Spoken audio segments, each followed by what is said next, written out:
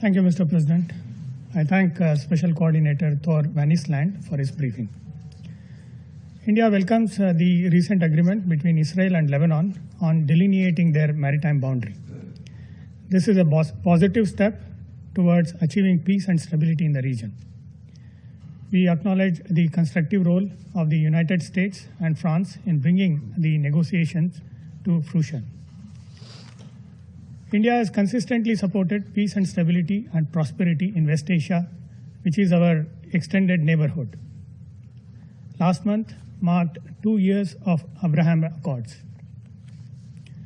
During the first Leaders Summit of the I2U2 group held in July this year, the Prime Minister of India, Prime Minister of Israel, President of the United Arab Emirates, and President of the United States agreed to increase joint investment in 6 key areas of water, energy, transport, space, health, and food security.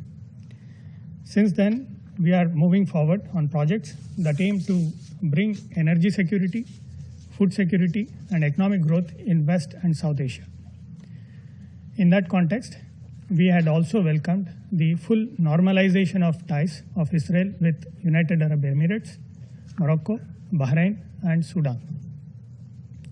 We hope these regional developments give impetus to the Middle East peace process. Accordingly, we encourage Israel and Palestine to take concrete steps to solve the conflict peacefully and to re-engage in meaningful negotiations on all final status issues. Mr. President, the only way to lasting peace is a two-state solution achieved through direct negotiations, taking into account the legitimate aspirations of Palestinians for statehood and Israel's legitimate security concerns. We urge the UN and the international community to play an important role in the efforts towards resuming these negotiations. There is no alternative to the two-state solution. Turning to the situation on the ground, we are deeply concerned by the escalation of violence in Israel, the West Bank, and Jerusalem. We condemn all acts of violence and attacks against civilians, including acts of terror, provocation, incitement, and demolition. Violence begets violence, and we urge both sides to break the current cycle of violence before it spirals out of control.